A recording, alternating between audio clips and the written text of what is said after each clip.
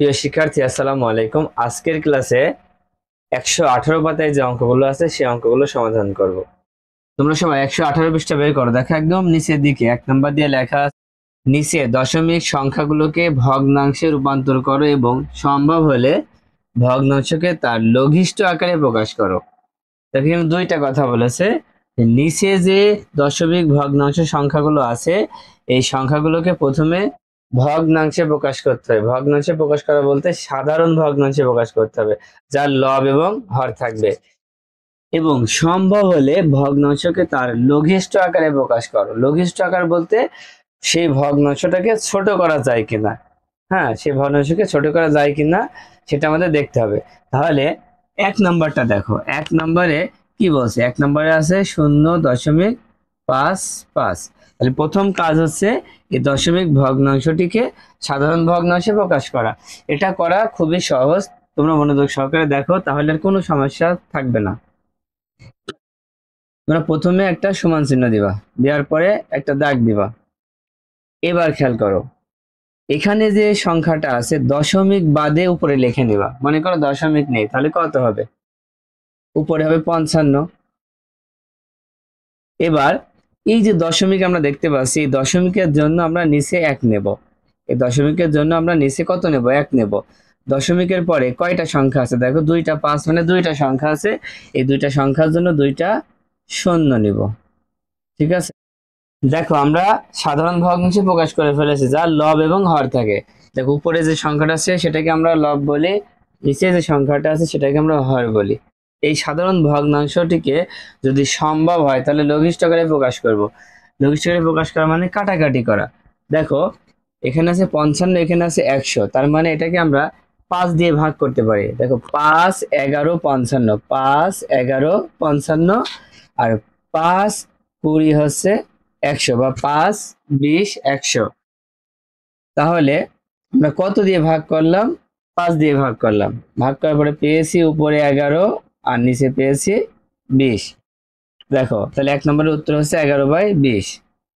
এবার 2 নম্বর দেখো, 2 নম্বরে আছে 0.04। ঠিক আমরা একটা সমান চিহ্ন দিয়ে দাগ দিয়ে নেব। নেওয়ার পরে এখন উপরে লিখবো হচ্ছে এখানে যে সংখ্যাগুলো আছে দশমিক বাদ দিলে যা থাকে সেই সংখ্যাটা।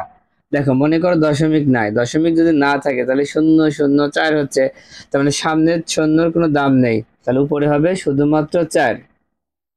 আর নিচে এই যে দশমিক আছে এই দশমিকের জন্য আমরা নিচে 1 নিব প্রথমে। এবার তারপরে দেখো 2টা সংখ্যা আছে এই জন্য 2টা শূন্য নিব। যে কয়টা সংখ্যা থাকবে সেই কয়টা শূন্য নিতে হবে। এখন দেখো সাধারণ ভগ্নাংশে প্রকাশ হয়ে গিয়েছে, এবার লঘিষ্ঠ আকারে প্রকাশ করব। দেখো 4 দিয়ে কিন্তু 100-কে ভাগ করা যায়। 4 দিয়ে 100-কে ভাগ করা যায়, সেই জন্য 4 দিয়ে 4-কে ভাগ করলে 4 অক্ষে 4, 4 দিয়ে 100-কে ভাগ করলে 4 25 100। তাহলে উপরে হচ্ছে 1 আর নিচে হচ্ছে 25। তাহলে 2 নম্বর উত্তর হচ্ছে 1/25। এবার 3 নম্বর দেখো, 3 নম্বরে আছে 0.75। এখানেও ঠিক সমান চিহ্ন দিয়ে একটা দাগ দিয়ে নেব। নেয়ার পরে দেখো উপরে যে সংখ্যাটা লিখবো সেটা হচ্ছে এখানে যে সংখ্যা আছে সেই সংখ্যাটা, কিন্তু কিভাবে? দশমিক ছাড়া। এখন দশমিক যদি বাদ দেওয়া হয় তাহলে উপরে কত থাকছে? দেখো দশমিক মনে করো নেই, তার মানে 0.75। তাহলে সামনে শূন্যর দাম নেই, তাই শুধুমাত্র উপরে হবে 75। এবার নিচে কত লিখবো? এবার নিচে কত লিখবো? এই দশমিক দেখতে পাচ্ছি, দশমিকের জন্য নিচে লিখবো 1, আর তারপরে যে কটা সংখ্যা আছে সেই কটা শূন্য। এখানে দেখো ভাগ করা যাচ্ছে কত দিয়ে? 25 দিয়ে ভাগ করা যাচ্ছে, কারণ 75 আর 125 দিয়ে ভাগ করা যায়। 25 দিয়ে ভাগ করলে উপরে হবে 3, আর 25 দিয়ে 100-কে ভাগ করলে নিচে হবে 4। তার মানে 3 25 75 আর 4 25 100। দেখো উপরে হবে 3 আর নিচে হবে 4, উত্তর 3/4। এবার 4 নম্বর দেখো, 4 নম্বরে আছে 0.25। তাহলে আমরা একটা দাগ দিয়ে নিলাম। নেওয়ার পরে এখন উপরে কত হবে তোমরাই বলো। দেখো এক দশমিক আছে, দশমিকটা বাদ দাও, মনে করো দশমিক নাই, তাহলে এটার উত্তর কত হবে? এখন দশমিক না থাকলে শূন্যর কি কোনো দাম থাকবে? দাম থাকবে না, তখন কি হবে? শুধু 25 যাবে উপরে, 25 যাবে উপরে।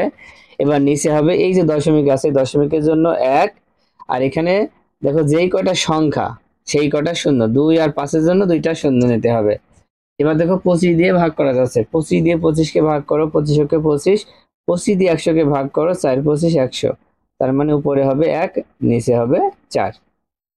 দেখো এই অঙ্কগুলো ছাড়া 118 পাতায় উপরে কিছু অঙ্ক আছে, সেই অঙ্কগুলো এখন করে দেখাচ্ছি। দেখো প্রথম অঙ্কটা আছে 0.3, এটাকে আমরা দশমিক ভগ্নাংশ থেকে সাধারণ ভগ্নাংশে প্রকাশ করব।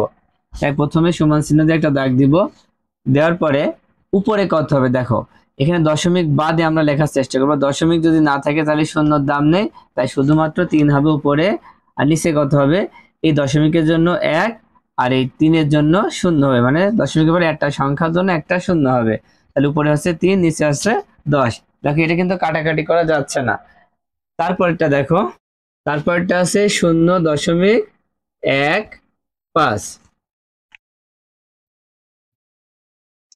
তাহলে এইটা করব কিভাবে, সমান চিহ্ন দাও, দিয়ে দাগ দাও, উপরে হবে 15 আর নিচে হবে এই দশমিকের জন্য 1 আর যে কটা সংখ্যা আছে সেই কটা 0।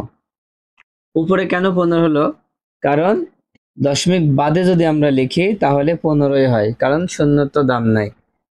এবার দেখো কাটাকাটি করা যাচ্ছে, 15 আর 100কে 5 দিয়ে কাটাকাটি করা যাচ্ছে, 5 দিয়ে কাটাকাটি করো, 5 দিয়ে 3 5 15 আর 5 দিয়ে 100কে ভাগ করলে 3 20, 5 20 100। উপরে কত থাকছে, উপরে 3 আর নিচে হচ্ছে 20। তারপরটা দেখো 0.008। তাহলে এইটাকে আমরা কিভাবে সাধারণ ভগ্নাংশে প্রকাশ করব, দেখো প্রথমে দাগ দাও, তাহলে উপরে কত হবে। আচ্ছা এখন খেয়াল করো, যদি এই দশমিকটা না থাকে তাহলে 0.008 হচ্ছে, তার মানে সামনে যত শূন্যই থাকুক একটারও দাম নাই, একটাও বসবে না, তাহলে উপরে বসবে শুধুমাত্র 8। এবার দেখো এখানে একটা দশমিক আছে, এই দশমিকের জন্য একটা 1 বসবে, আর দেখো দশমিকের পরে 1 2 3, তিনটা সংখ্যা তাই তিনটা 0 বসবে।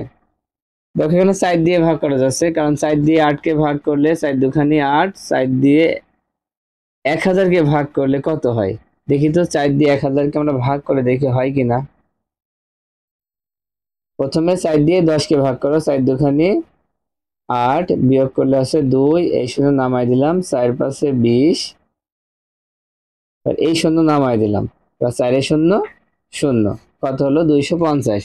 তো দেখো কাটাকাটি করলে উপরে 2 আছে আর নিচে 250 আছে, তাহলে উপরে আছে 2, নিচে 250। দেখো আবার কিন্তু কাটাকাটি হচ্ছে, যদি আমরা একবারে না করতে পারি দুইবারও কাটাকাটি করতে পারি।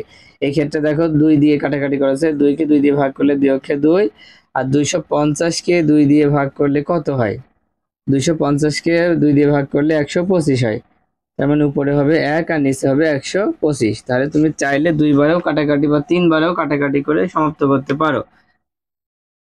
আশা করি তোমরা অঙ্কগুলো বুঝতে পেরেছো। আজকের মতো ক্লাসটা এই পর্যন্তই, আল্লাহ হাফেজ।